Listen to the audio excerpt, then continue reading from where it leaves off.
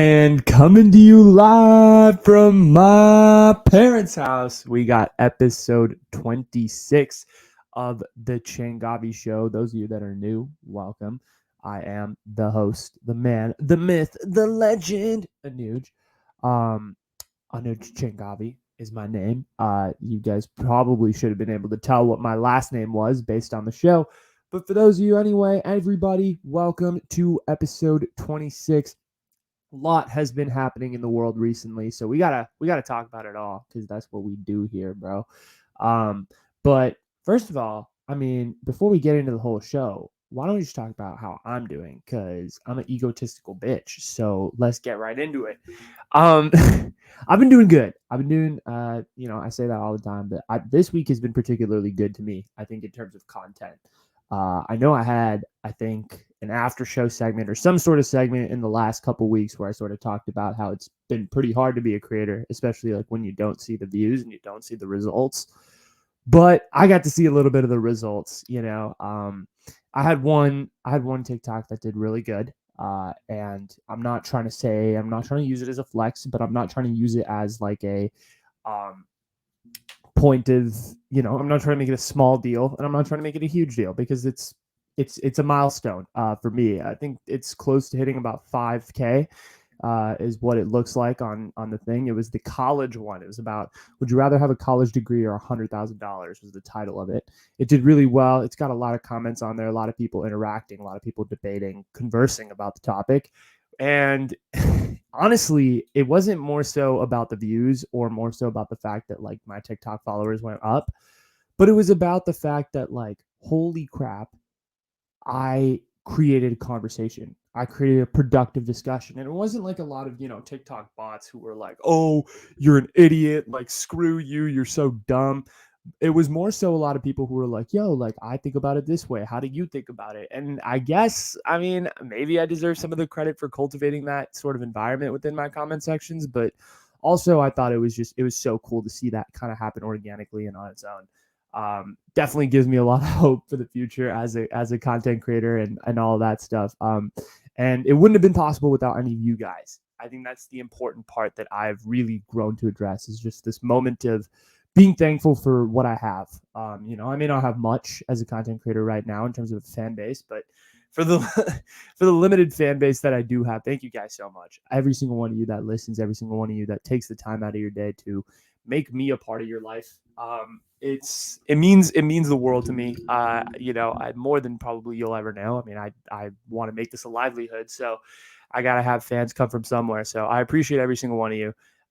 And that was a really cool moment to see that kind of come to fruition. I put in the work, putting in the work, editing those TikToks, staying up late, filming filming these shows, doing all this stuff. Like I have a ball of a time doing it, but also, to see the results kind of finally start to trickle through as well has been really good. And so for that, I have a lot of people to thank, but it's been quite the ride. So that's really what's been going on in my week.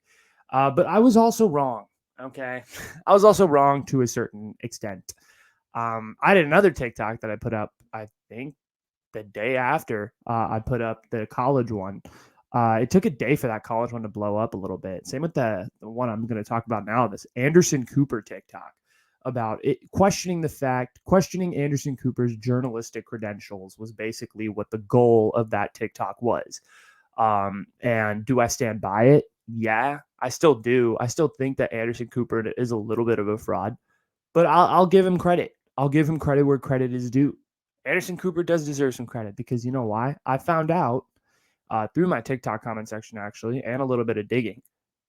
Anderson Cooper, surprisingly, is in Kiev or is in Ukraine right now, and he's covering this crisis, and he's doing him a mighty fine job. I'd like to think. I mean, he's in Ukraine. He's at the scene of the crime. Yeah, I guess he's aggregating sources or doing whatever it is that Anderson Cooper does to become the successful content creator that he is.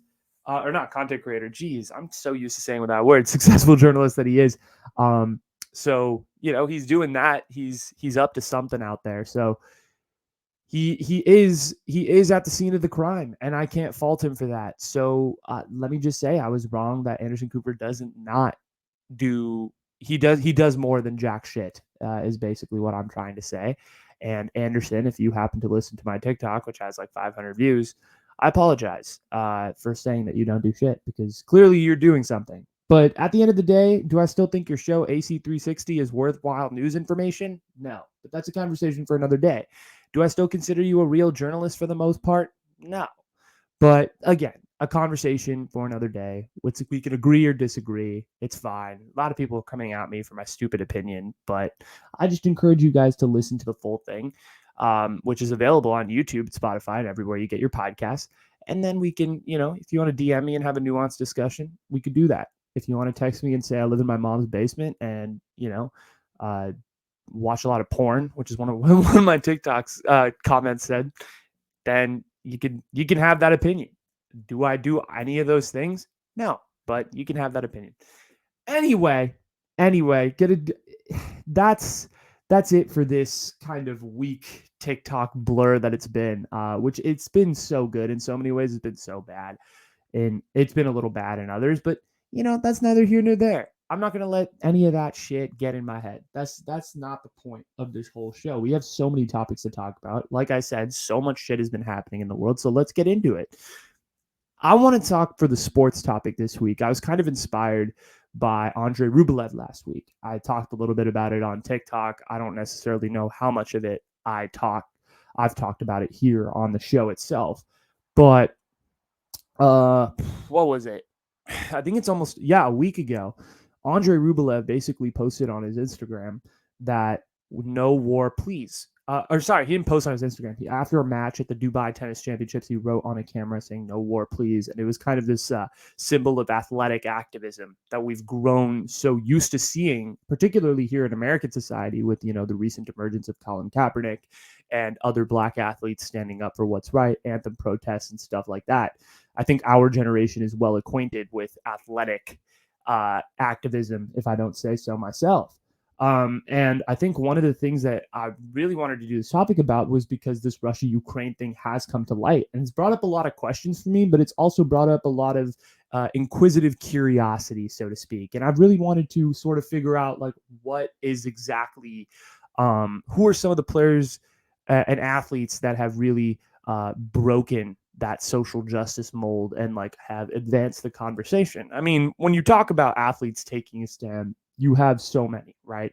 I feel like for Americans, we instantly think about players that broke the color barrier in whatever sport that may have been, whether that be the MLB, the NBA, the NFL. I mean, you think of Jackie Robinson, right? Being one of the first in baseball to break that color barrier. A lot of other American athletes that we know well. I mean, Jesse Owens is another one that comes to mind. Not necessarily like breaking the color barrier, but like being one of the first like African Americans to medal, and the stuff with the 36 Olympics and all that. But there's been, when you think of protests, especially in the modern day, but also kind of in the 20th and 21st century, you think of a few. I think the big ones, in my opinion, like historically speaking, are like Muhammad Ali and the Vietnam War. I think that's a really big one. With his protesting his boxing career, essentially. The U.S. boycotted the Olympics in 1980 to kind of prevent against that invasion of, or to boycott against the Soviet Union's invasion of Afghanistan. Colin Kaepernick kneeling for the anthem and the various kind of antics and off the field stuff that have gone on with that. And Donald Sterling, which is one that actually got swept under the rug a little bit. I think people have kind of forgotten about that one. That was basically a white NBA owner basically getting caught for saying a lot of like racist things towards his African American players, and he was eventually fired. And as a result, the players also enacted an act of protest where they kind of put their warm-up shirts inside out before a playoff game in front of a national audience. It was a pretty big deal, but those are ones that are pretty well heard of, and they're pretty well covered by the media. So I feel like I don't need to talk about those a lot. I've also talked about Colin Kaepernick, but I want to talk about some of the protests that maybe you haven't heard of necessarily, because there has been a variety of protests throughout the years that have taken place at all sorts of events, and people, frankly, haven't really paid much attention to. And one of those places that I feel like protests really take place very often, and maybe as an American audience member, which it's no fault of anybody's, you don't understand the context of what's going on. And also, a lot of protests have happened before the era of social media and TV, where it's just so readily available to be shared and all of these things via Twitter and whatnot. There has been a variety, I think, in my opinion, of flag protests during the Olympic Games. That's the big one. And the Olympics in general has been seen as kind of one of the huge places that these flag protests have taken place at. One of the main protests that I remember in my recent times is the Irish flag protest. Or no, it's not even in my lifetime. What am I saying? God damn it. But one of the protests that I was like doing a little bit of research into recently is the Irish flag protest. And the Irish flag protest was basically a flag protest that took place way back in 1906, back before I was even, the letter A was even spelt in my name. There was this athlete by the name of Peter O'Connor, and he was supposed to compete under the Irish flag, under the broad jump category. So he was going to broad jump for Ireland. It was, he was going to compete in the Olympics and all of these things, and he thought he was good to go. But at the last second, there was a technicality. And basically what they were told was that Ireland couldn't compete in the Olympics because they didn't have an Olympic council. And so as a result, Irish athletes were absorbed into Great Britain. So they basically became one nation. So the Irish athletes were forced to basically wear the flag of Great Britain if they wanted to compete, and so on and so forth. So Peter O'Connor, ended up going to the Olympics, and he ended up doing really well, and he ended up medaling. He got a silver medal at in broad jump at the Olympics. And so he gets up to the podium, and everybody's expecting, the British flag to reign high because he was technically representing Great Britain. But at the last second, O'Connor jumps off the podium and just scales the flagpole as fast as he can. And he apparently snuck an Irish flag onto the track, and he hung that instead of the British flag that was supposed to hang.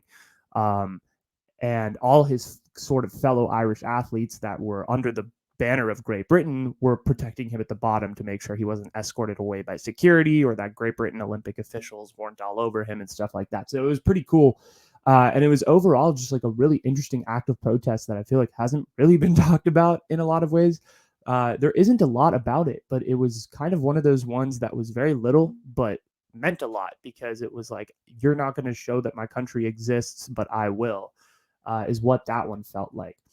I think another, and not to transition real abruptly, but another big Olympic protest was 1968. The 1968, for those of you that don't know, the 1968 Olympics were, it was that protest has gone down in history now. I feel like if you don't know what it is, if you've seen the iconic image of the fists with the black gloves being held up, and that's the one I'm talking about, with Johnny Smith and John Carlos holding their fists in the air, kind of protesting against African-American inequalities that were going on in America at the time. And the craziest part is what I didn't realize, because I thought, like, as a history person, like, wow, like, it was such a heroic moment. There's pictures documenting it. You look in most history classes, there's an image of that protest. You go to San Jose State University, which is 10-15 minutes away from my house. There's a beautiful statue that kind of replicates the event and everything. And these guys are looked at as heroes. But in reality, Johnny Smith and John Carlos basically were lambasted for this. They were blacklisted from athletics, and personal relationships essentially took a hit to the point where they may be remembered as heroes today, and they may be remembered as historical figures who are absolutely, looked at as in such a positive light. But the reality was that at the time, they basically could never compete again. They could never go to the Olympics. They could never, run track at a competitive level. And a lot of personal relationships that maybe they built weren't there anymore, because the 60s were a much more fragile time. And it's kind of that saying that there's a proverb where it's like, before you learn to run, you have to walk. And I think that's so applicable to Colin Kaepernick, because Colin Kaepernick was met with, yes, so a lot of criticism from a lot of people, but also there were a shit ton of members of the media and the public that were so willing to put their arms around Colin Kaepernick. In 1968, Johnny Smith and John Carlos got none of that. They got crapped on, as I mentioned earlier. And so for Kaepernick to have the success he did, you needed to have these protests in the past for African American inequality that maybe didn't go as positively within the public eye. So it's very interesting to like look at it in hindsight and just see like how these protests in the past have sort of built on protests here in the future, or protests in the present, which is cool.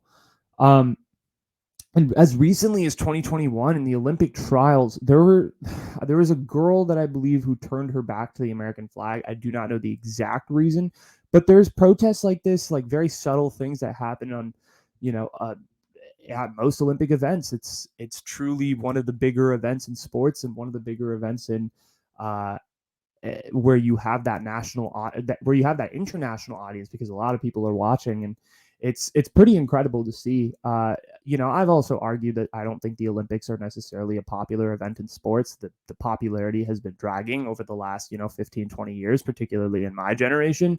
I think maybe 30, 40 years ago, like doing the things that like Johnny Smith did, like, and John Carlos, like that's international news. Everybody saw that, because the Olympics were just such a big deal, and no one question to not watch the Summer Olympics back then. But now, I mean, 2021 had the Summer Games. How popular was that? The Winter Olympics just passed. How popular was that? But that's neither here nor there. That's not related to the point that I'm trying to make.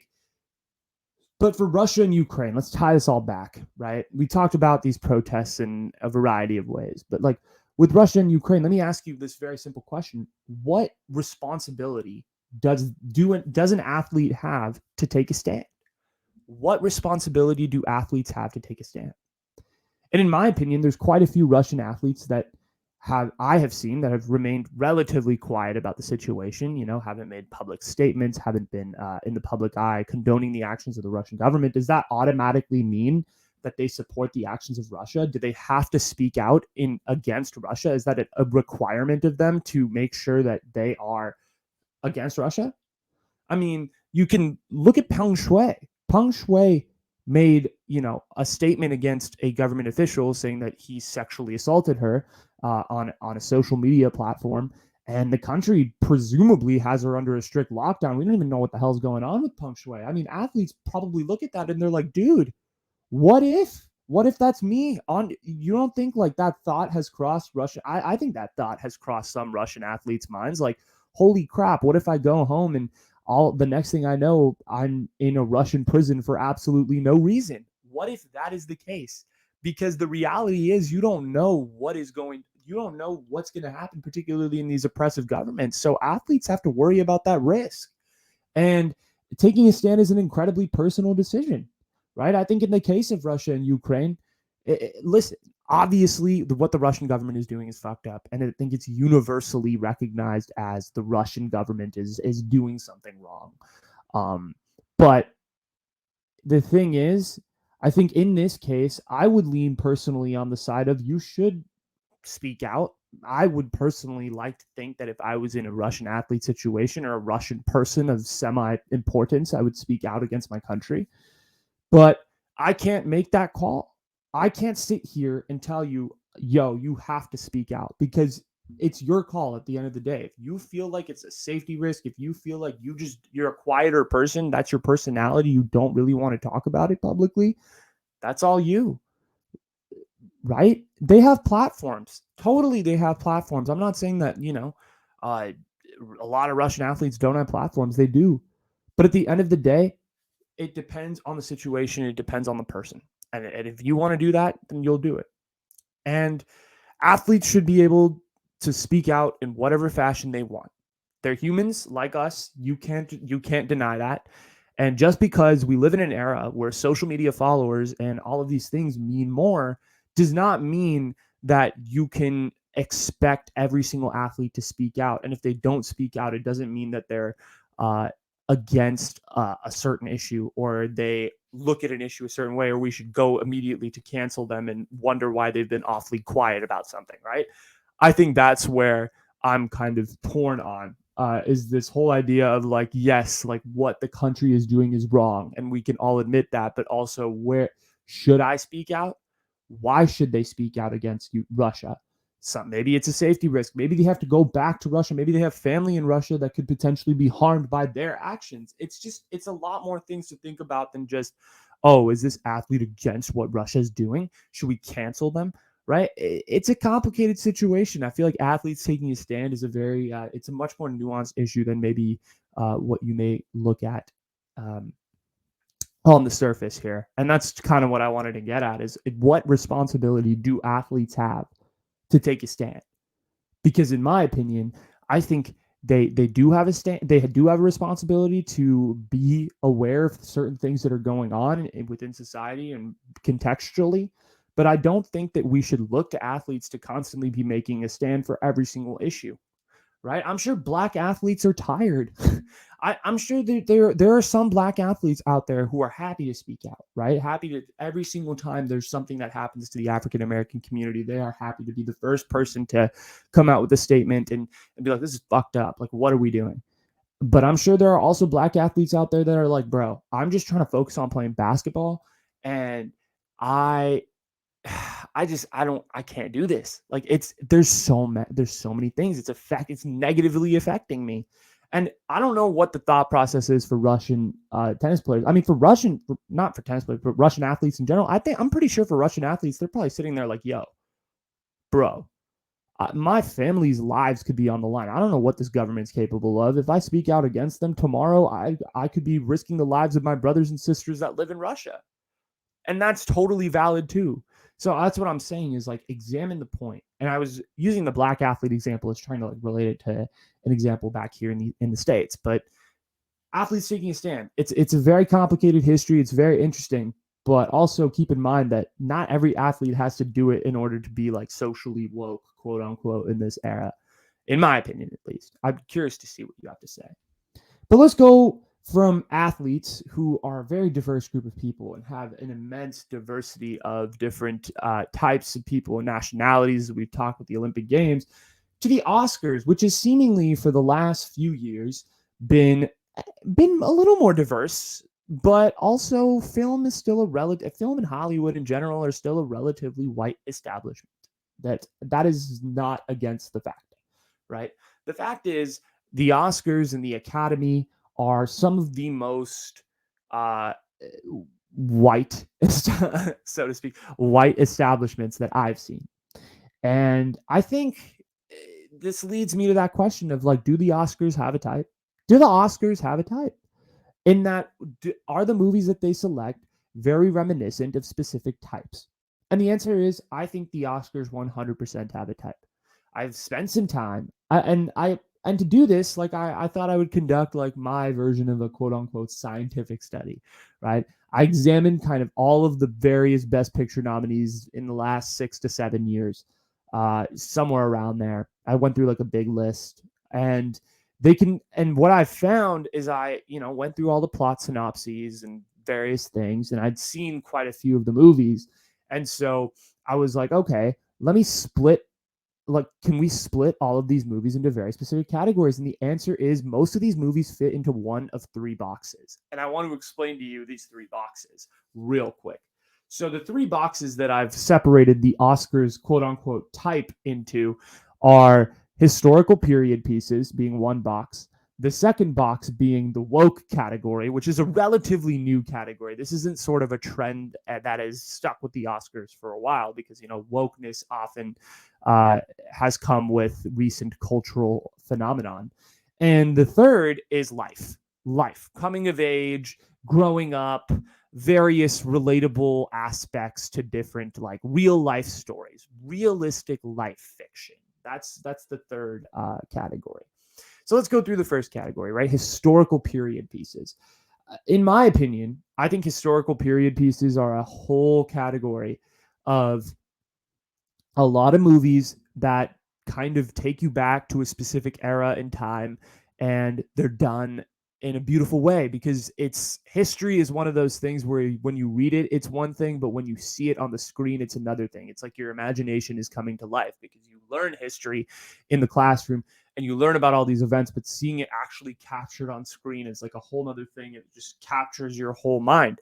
And so I could see why historical period pieces are are sort of a type of the Oscars. It's true, right? I mean, look at the historical period pieces. The Trial of the Chicago 7 was one of them. That was like this. That was in the 21st century.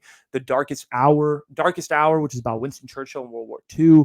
Once Upon a Time in Hollywood, which I think really related to the Academy because of the fact that it took place in 1950s Hollywood, and it's like this old-timey kind of Hollywood vibe in the silent film era and all of these things. Green Book, which take place during like segregation and Jim Crow laws. Hacksaw Ridge, which is a World War II movie. Judas and the Black Messiah, which is like during the Black Panther movement and all of these things in the 1960s. And then The Favorite, which is like a late 19th century film that takes place in Britain. So you were able to do beautiful costumes with the Queen and all of these things. And the critics love that. They eat that stuff up. You notice historical films always get a little bonus. They get a little bump compared to the other types of movies. And then you got the woke category, right? The woke category has been more popular, I would say, in the last few years than it has been in the past. And this is probably because of the whole movement of diversity in Hollywood and showing off these diverse group stories. And the movies you get with with this category are like Minari, which is a film about an Asian American family moving to the States. And then you have Parasite, which is a South Korean film, which is great, by the way. Like, I'm not saying that these movies are bad and that they deserve to be taken off, but I'm just saying, like, Oscars just tend to like see these movies as the best because they're within their various types and all of that. Black Klansman, I personally thought this movie was just a diversity ploy. Didn't win Best Picture. I never thought it had a shot. I didn't think it was a good movie at all. But if you have an opinion on Black Klansman, I would love to hear it. Roma, which is actually a really good movie. I thought it did a really good job of like portraying a certain culture that doesn't get to be portrayed a lot in media, and I thought that it did a really good job. Moonlight, Fences, both African-American films of sorts. Hidden Figures, also based on African-American women. Promising Young Woman, which is based on a white woman, but also a woman nonetheless, and that's kind of more of a diverse perspective than we're used to seeing in Hollywood. So those types of movies are kind of the woke category, where it's like bringing out groups that maybe don't get the star of the show a lot of the time, right? So that's kind of category number 2, which is woke. It could be woke stories, but also woke identity politics within the film. I mean, Slumdog Millionaire won Best Picture in 2009, and I could argue that was kind of the start of the woke movement right there, of like, Slumdog Millionaire, dude. It's a good movie. Was it a Best Picture movie? If that movie was American and about like a really like rough neighborhood in Detroit, does it win $1 million? Or sorry, not win $1 million. I'm getting confused with the plot line.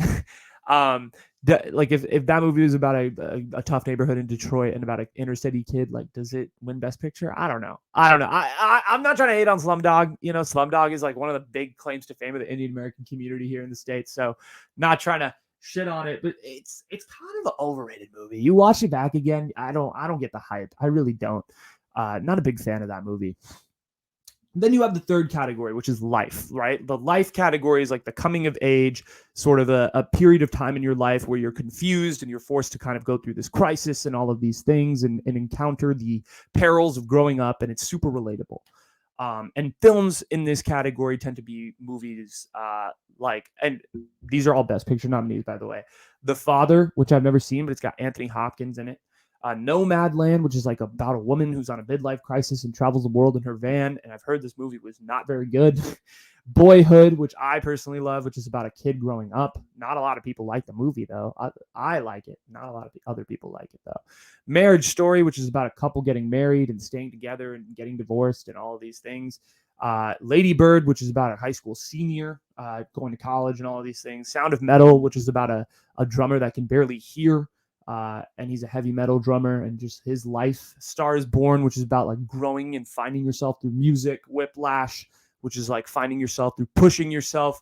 It's like a young kid and his really hard ass music mentor kind of coming together. Dallas Buyers Club, which is more of like a life sort of film with Jared Leto and Matthew McConaughey, and then Coda, which is about this like girl who is with her like a high school age girl who's like with whose family is deaf and does not speak English. They speak sign language, and so communicating through those barriers. So it's like those life movies where it's like you have to find a way to get through the obstacles of your ever present life and all of these things, right? That type of movie is definitely another type of the Oscars. So the Oscars. So now that we've established kind of the three categories of the Oscars, right?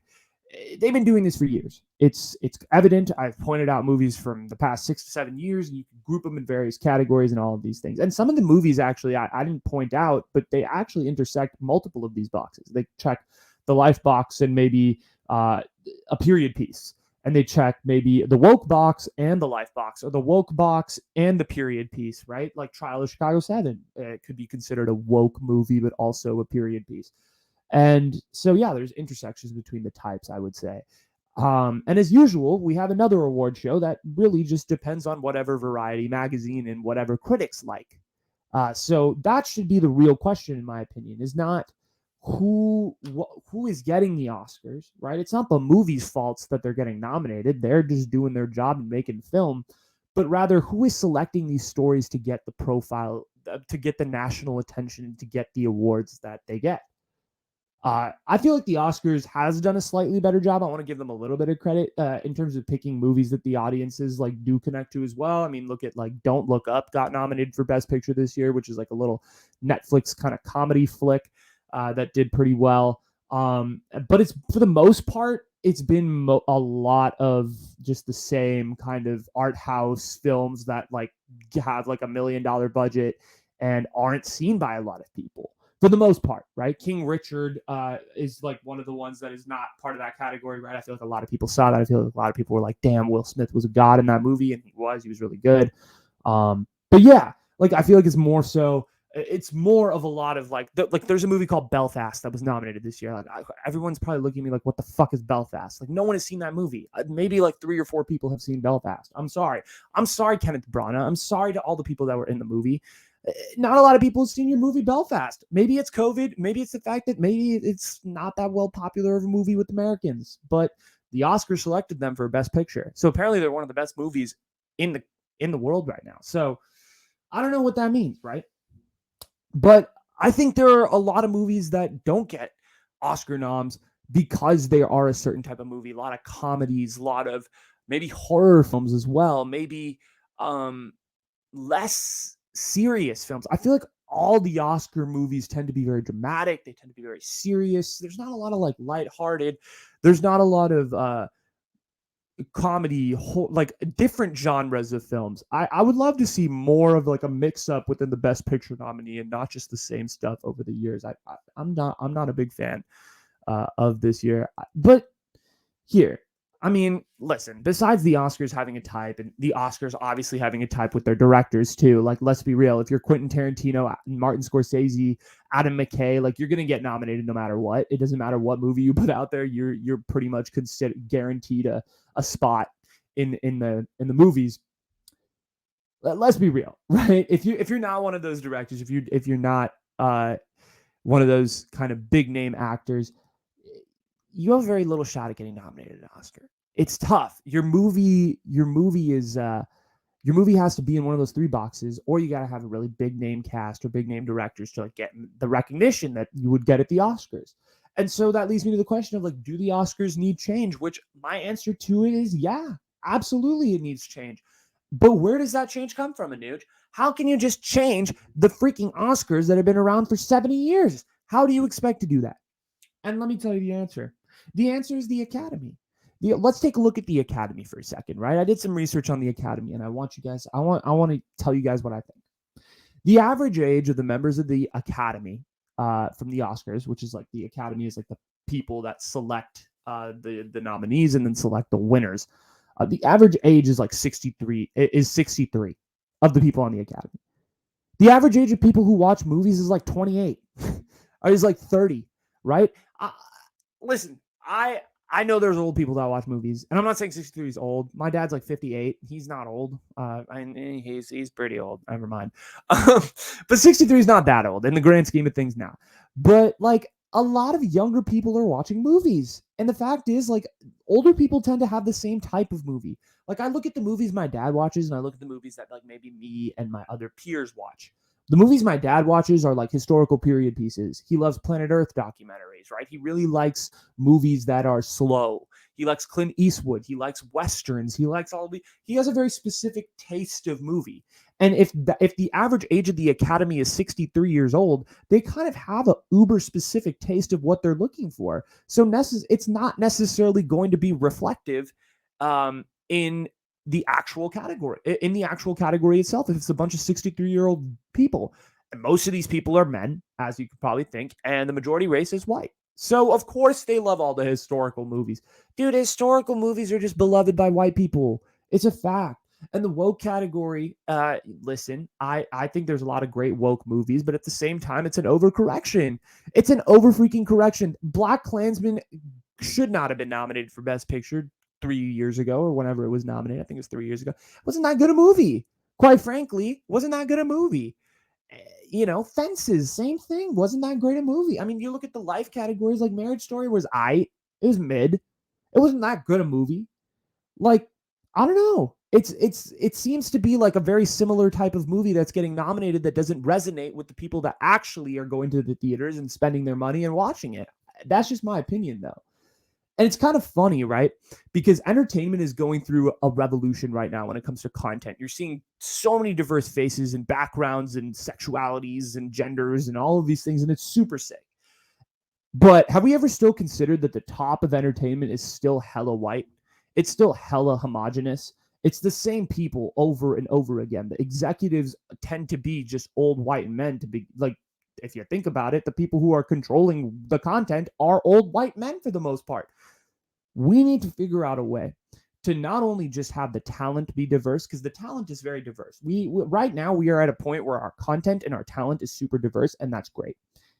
But we need to figure out a way to get the executives and the top level staff, the people who are actually making decisions, to be diverse too, right? It works the same way in every business. You can't just have, like, your talent can be as diverse as it wants, but at the end of the day, if your top board is super, super, super not homogenous, same diversity, you're not going to get the reflection of the industry that you may have thought. And that's true. And you're seeing that with the Oscars here. The talent's changing, but the executives aren't. And the movies that are getting national attention, Belfast, not to shit on Belfast, I'm sure it's a good movie. Like a lot of the movies you see go look up the 2022 Best Picture nominees. It's not really widely representative of probably the movies you watched this year. Is there a reason for that? I don't know. But also, I feel like the audience's perception of things should have some sort of view. And it shouldn't be just these art house flicks that are watched by maybe 5 people. I don't know. It's just a thought. But I think that we need to work on getting more diverse faces into the Academy, not just the same old dudes who have watched these movies for years and who have continued to put out similar nominees for Best Picture. The Oscars are getting better. I'm not saying they're getting worse. It's definitely gotten a lot better. Back in 2016, there wasn't a single 2016 or 2017. I was in high school. Not a single black actor was nominated for an Oscar. That's fucking ridiculous. And there were a lot of great movies that year with black actors. Okay, it's not like there wasn't. So a lot of stuff.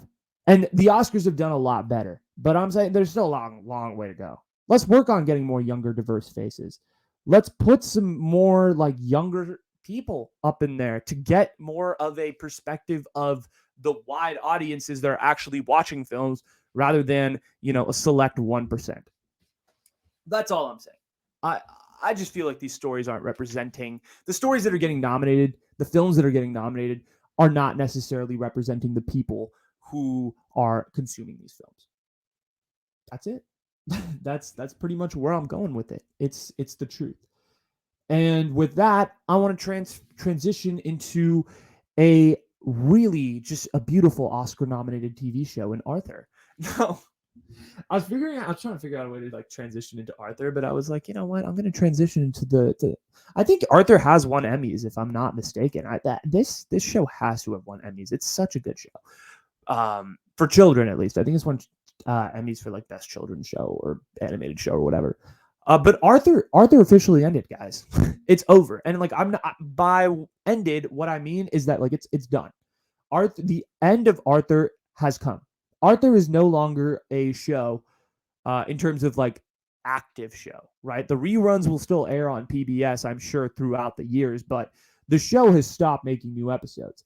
It ended last week. The final episode is out. I'm sure the live audiences were literally like the Friends audience. There's 4 million people there watching it live. I'm sure Arthur had a similar turnout. I'm sure it was, 4 million little kids were tuned into the very end of Arthur to find out what happened. But 25 years, man. The show lasted 25 years. And it's finally over. It's lasted from like 1995, I want to say, till now. And that's pretty much the lifetime of both me and my brother, which is kind of insane if you think about it. And I just let me spoil the ending for you in case, if you want to watch it, go ahead. But I know a lot of you probably aren't going to watch the ending of the Arthur series finale. But basically, it ends with Arthur writing a graphic novel about his entire life, which is supposed to be the show. And the show is based on Mark Brown's books. So, it all comes full circle. It's a cute ending. And I probably would have freaked out in 3rd grade. I would have been like, oh, what? That's how Arthur ends, dude? Oh my God, I'm dying. Like, that's probably would have been me. That probably would have been Little Anuge. Little Anuge would have been flipping his shit. But I don't want to talk about Arthur in terms of the end, right? I want to talk about the impact that Arthur has had, because it really has had a lot of impact on my life. And not only has it had an impact on my life, but it's really taught me a lot. And I'm going to go through this real quick because it's important to me. I think here's how I kind of equate Arthur. I'm trying to equate this in my head. Arthur is like what Mr. Rogers' Neighborhood was for millennials. Mr. Rogers' Neighborhood for millennials was that show where you'd watch and Mr. Rogers would break down these really complicated concepts of like death and loss and grief, and maybe not just those types of things, but like disease and like divorce and mean parents and them getting mad, and breaking down all these very complicated things into a simplistic way where kids could understand it. Arthur was like that for my generation, for Gen Z. Millennials had Mr. Rogers. Older kids, even past like Gen X, had Mr. Rogers. Mr. Rogers lasted a long time. Mr. Rogers was like that show for a while. For me, that show was Arthur. Arthur was my Mr. Rogers. I never got to see Mr. Rogers all that often because Mr. Rogers died when I was 1 year old. So there was no more new Mr. Rogers episodes. But I feel like one of the things that Arthur really did was it put forth this fact that they were ahead of the game in putting all sorts of people on screen. Like I'm talking like in terms of personality types, like tomboys, like, nerdy but likable, and all of these things where it was like, it kind of gave characters a lot more nuance than you're used to seeing in kid shows, right? Usually you're used to seeing the scrubby little kid getting picked on and the cool kids being like, real strong and athletes and all of these things. But the fact is, like, you don't see like a lot of like Arthur kind of exposed me to the fact that like, yo, you could have women who like ball out in sports. Like look at Francine. Francine is like the freaking ballest of the ballers. She's the best athlete on the entire show, and she's a girl. And like at the time in, 2000, 2001, when these episodes were being made, like that was unheard of. You talk about female representation in the media, like Francine Frensky, bro. That's where it all started. It's kind of crazy to think about that. And also like look at Brain. Brain is supposed to be this nerd, but he's so well liked by all his friends. Like look at any other show. Has any other show kind of portrayed like a really likable nerd in that way in terms of like a children's show? Not really at that time when it was being aired and all these things. And people could also have like crazy ass imaginations and like not be laughed at. Look at Buster, right? Buster has these crazy like visions of aliens and his obsession with the fantasy lands of outer space. And that's encouraged in the show, which is very interesting. Like you don't usually see that. Usually in a lot of shows, you see a lot of characters and people are like, whoa, he's weird or she's weird or they're dumb or whatever. But with Arthur, it was the exact opposite. It was like, no, like you are, there's no judgment here. And I think that is super sick. And they're kind of one of those first shows that was really made for kids. And it talked about very complicated things, like I mentioned earlier, like cancer and death.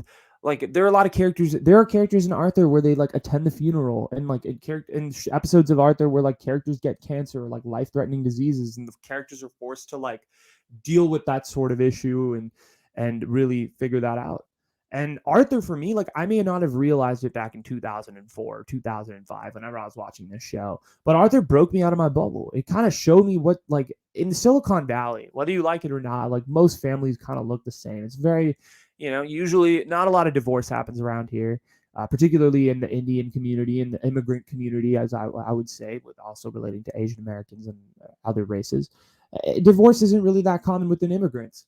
But it kind of showed us that, like, hey, you can have divorce. Like, divorce is a thing. There's a lot of other elements to a marriage, like parental dynamics, there's different family dynamics. Like, some parents are more hands-on, and some parents are more hands-off. Some parents are more frustrated economically. Some parents are more lax economically.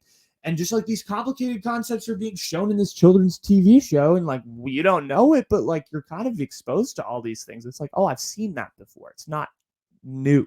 And you apply that to your life and you're like, I feel like I've seen that before. This isn't abnormal to me.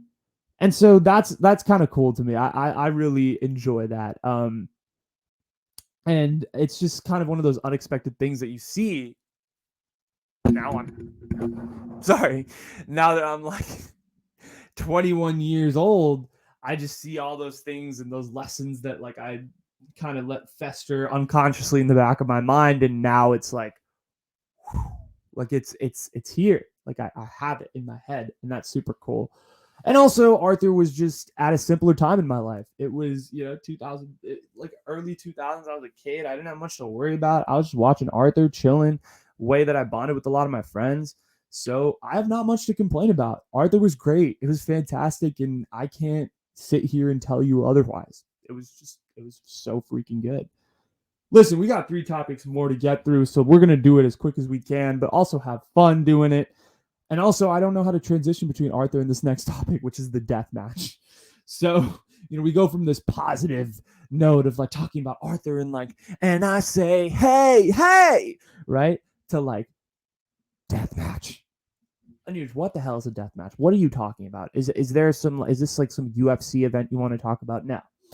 The death match is actually this very interesting historical story that I really wanted to tell to everyone. It's this crazy historical story that like not a lot of people know, but also there's several different accounts of the story. So I don't want to like pretend like I'm telling a story that is completely and utterly the truth. There are multiple accounts of it, and I want to tell you guys this story. I'm reporting one of the versions of it, and I 100% think it should be made into a Hollywood movie. I have no idea if it has been made into a Hollywood movie. I don't think it has been made into a relevant Hollywood movie is what I'll say, but I think it should be. This is such a cool story. It's related to the Russia-Ukraine stuff. I was doing some research about Russia and Ukraine, and I kind of encountered this story on Bleacher Report of all places. So if you don't mind, I really want to tell it to you, and I hope you guys enjoy. And also, one more thing. I think, before I get into this story, I think this story, the moral of the story, I'm going to tell the moral of the story before everything. Ukraine has some of the toughest motherfuckers I've ever seen. Like, this is, you listen to the story, you watch all the stuff in the news, you see that, I mean, all the reporters thought Ukraine was going to fall in a day and a half, like Poland did in 1939. It's been 11 days, Ukraine, most of the major cities are still under Ukrainian control. Like, this is fucking, no one expected this. And so this country, and I think this story is going to show you, like, this country has to be filled with literally some of the toughest people on the planet, but also not only the toughest people who just don't quit. And so let me get into the story. It kind of starts, the story's set in World War II, right? And it's at a point where Nazis are blitzing through Europe and occupying everything left and right. And at the time, the Germans rolled into Ukraine and very easily just captured Kiev. And so Ukraine at this point was captured by Nazi Germany. Everyone's like, oh, we're captured by Nazi Germany. This sucks. This is the worst. So one of the majors in the Nazi army, for fun, decides to try to make light of the situation. Not light of the situation, but also like tries to make like the people around him happy because he sees like the kind of morale in the city is very low. And so he decides to organize a match between Kiev's team and a German club team of sorts. And so the Kiev team is FC Start. And basically they hadn't trained since the start of World War II. They'd been fighting for the army and all of these things, and trying to fight off the resistance. And, obviously that didn't work. They got occupied. So it was what it was. And so basically they were told before the game, like, if you win, we are going to mass kill all of you. We need the German army to win. So the German army went and told them right before the game, like, we're going to kill you if you win. They ended up winning. Okay. But none of them were executed because the major general decided, okay, that was one, right? That was like some scrubs. So let me bring in a better German team to play these guys. And then the Kiev team, the German soldiers basically starved all of them. They tortured them. It was bad. It was a terrible situation. And then they were like, okay, we're going to have the Kiev team play the Nazi select team a couple of days later. And so they played the Nazi select team. They won 6-0. Kiev did. The FC start. Kiev won 6-0. So now the Nazi superiors were super heated. They were angry, but they wanted to win. They wanted to beat Kiev, right? They wanted to show their superiority. This is Nazi Germany. They are the number one people, right? That's what they wanted to show. They wanted to show their superiority, and so they brought one of the best club teams from Hungary that they possibly could find. And they were training constantly through World War II because they were under Nazi occupation, so they weren't really under any war. There was no war going on in Hungary. So they played twice, Kiev and Hungary, and Kiev won both times. And Kiev won 5-1 the first time, and they won 3-2 the second time. And both times they were still getting tortured, still not getting fed. They basically played like 4 games in 7 days. For any of you who have played professional sports or sports at a high level, you know how hard that is with food and with, recovery and all those things. Kiev players basically knew at this point they had to keep winning and last. And if they lost, like, they were done. They knew that they didn't know what the future held. And so the Nazis were like so heated at this point. So they brought in the best possible team that they possibly could. They were unbeaten that year. And Kiev players were told before the match if they won, they were going to die. But Kiev still won. They won 3-2. And then they thought, okay, Kiev at this point, like, at the end of the match, they were like getting ready to die. It was like a very somber ending. But then a Nazi officer walked in and he was like, I will give you one. He's like, he basically was relaying a message from the German major saying that there was one more chance to lose. There's one more chance to lose. And so the Kiev team, played one more game against another German team, and they had another great run, and they won 8-0 this time. They routed that team. And basically, while this whole thing is going on, they sort of managed to inspire an entire city. And mania in the city was absolutely insane. They were literally heroes. They were literal heroes. You want to talk about heroes. These were the heroes. Like, people were looking up to these people that in a time of such darkness, this Kiev team was just beating Nazi clubs that they were putting in front of them every single time. And they finished the match, and eventually they were all rounded up. Some of them went to concentration camps. Some got tortured. Some got executed a few days later. No one off that FC Start team lived to see the end of World War II, unfortunately. But what a fucking story. What a crazy story. I mean, and outside of Ukraine, it really doesn't get talked about. There's a statue of these guys in the middle of Kiev, that's just hanging there. And those are the types of people that Russia's dealing with right now. That's kind of crazy. Like, listen, it's obviously not those exact people in Ukraine. This is in the 1940s. But it's that type of blood. People who have basically seen it all. They're not worried. They saw Nazi Germany. This country has been through shit and back. And to think that Russia and people to just write them off like that, I find it so funny. Because the more and more research I do into Ukraine, the more and more I see, like, they can withstand anything. They have withstood everything. And to even go against them is a death omen in a lot of ways. It's tough. And I know this is a sports story, but I thought it was really, really cool, and I wanted to share with you guys, and I thought you guys would really enjoy this one. So that was the death match, and it's a very, very cool story. I really think you guys are going to like that a lot. I really think you're going to enjoy it. And I kind of want to end on this last topic, and then we can call it a night. Biden and Zelensky. Let's wrap it up with like a whole Russia-Ukraine segment to kind of wrap this whole thing up, right? Joe Biden and Volodymyr Zelensky. These guys are very interesting. I like putting them kind of against each other, sort of as a thought exercise, not to like say that they're going to go against each other in war or anything, but I like putting their leadership styles just kind of next to each other and comparing. I'm going to ask you a question, and I don't really expect you to have an answer because I think it's complicated. if you were to put Joe Biden in the situation that Vladimir Zelensky is in right now, right, in Ukraine, with basically your whole country is being fired at, Russia's invading your country. You don't know how many more troops you have left. You're basically, I mean, Volodymyr Zelensky's in a bunker in the middle of Kiev. No one knows where. He's in an undisclosed location. He's somehow alive. He was the number one target from Russia. And he's still in Ukraine. He's still trying to make these troops fight. He's still trying to make the fight go on. He's still trying to galvanize Ukrainians to keep fighting. Do you think Joe Biden would do the same thing for America? Hypothetically, if Canada or Mexico were to invade the United States, do you think Joe Biden would be the Volodymyr Zelensky for us? I don't think so. I cannot sit here and tell you with a straight face that I think Joe Biden would be able to do what Vladimir Zelensky is doing in terms of his leadership. I can't.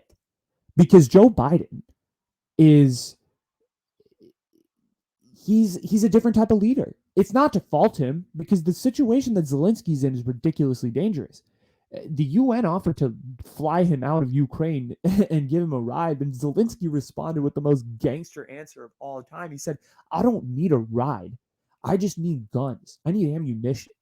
And that to me is that was a G of an answer. First of all, if you don't recognize the just G-ness of that answer, I don't know what to tell you. It's awesome.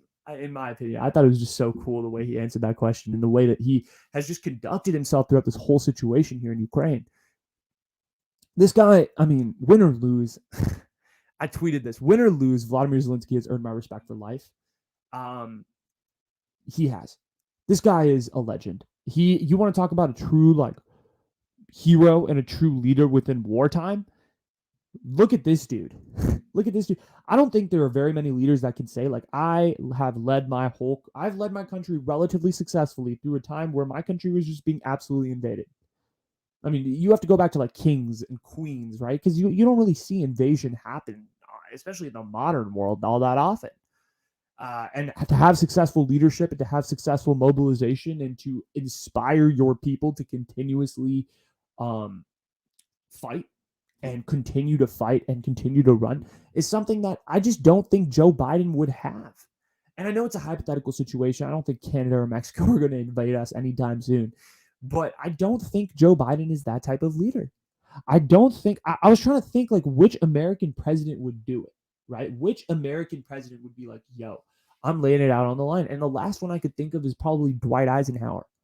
He honestly, maybe Reagan, but Eisenhower.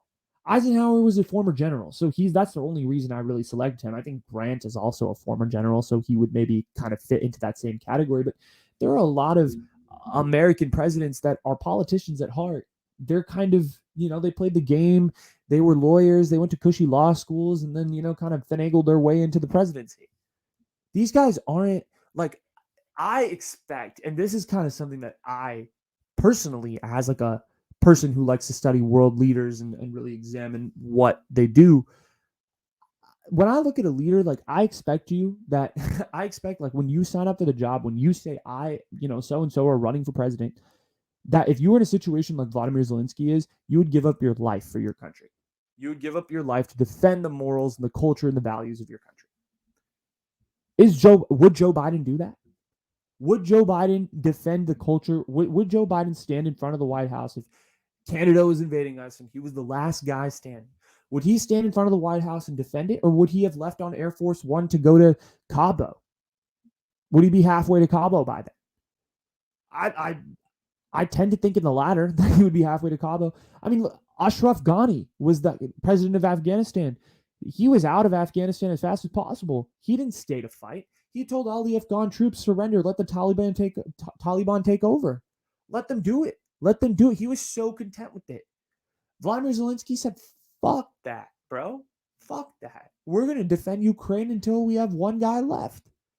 And listen, in the grand scheme of things, if Russia and Ukraine continues and it goes on and it rages on, who do I think is going to win? Obviously, I think it's Russia, just because of the fact they have more resources. But the fact is, Ukraine is, I think they've earned the world's respect at this point.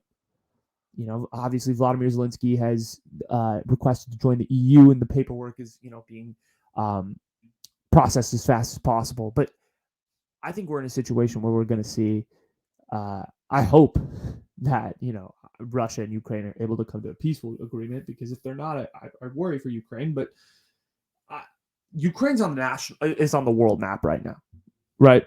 And you can't say the same about a lot of countries in terms of the fact that, like, if this was Angola, or not Angola, if this was like freaking Montenegro, and they just got invaded, people would look at Montenegro or like any of these European countries and be like, ew. People look at Ukraine and they're like, damn, they're fucking strong. I respect that. That's the view of a lot of people. Maybe Americans, maybe people in developed nations, but that's the view of it. It's like, whoa, Ukraine is still holding it down. Respect. And that's what a lot of people are thinking at this point right now in regards to Ukraine. Respect. Zelensky, respect. Biden? What do we think of Biden? Would Biden act okay in this in his situation? I don't know. It's just a fun thought exercise. But that's a critical thinking exercise, and that's not worth debating, because I don't think we're going to be in that situation. And that being said, that's the end of the show. So thank you guys so much for watching. I appreciate every single one of you. If you're on YouTube, thank you for sticking with me to the end. Feel free to like and subscribe to the channel if you guys enjoyed this show. We're coming out with way more content like this and way more fun stuff. So feel free to kind of peruse the various content that's on this page. If you're on YouTube, feel free to hit that subscribe button. If you're new, once again, welcome. I really do appreciate all of you here. And if you're on Spotify, feel free to hit that follow button. And so you can get the latest notifications when new episodes come up. You can just click on it and be like, yo, I'm the first person to listen to Changavi show or the Changavi after show, whatever it may be. If you're on Apple Podcasts, feel free to leave me a 5-star review. Feel free to leave me a 1-star review and shit on me. I don't care. Any press is good press, in my opinion. But that's all I got, ladies and gentlemen. Thank you so much for listening to this. This is Anuj Changavi signing off from his parents' house in the Bay Area. Appreciate all of you. Appreciate all my TikTokers, my haters, my lovers, anybody that's listening to at this point. Thank you. Much appreciated, and it does not go unnoticed. See you for the after show. Maybe some bonus content too. You never know. But I will see you for the after show in a few days. And you can catch me on social media everywhere at The Changavi Show on all social media platforms, Twitter, TikTok, Instagram. You know the deal. Go follow. Go be with the community, baby, because we building something here. All right. That's all I got. Thank you guys so much for listening once again. I'm Anuj Changavi, signing off. Peace.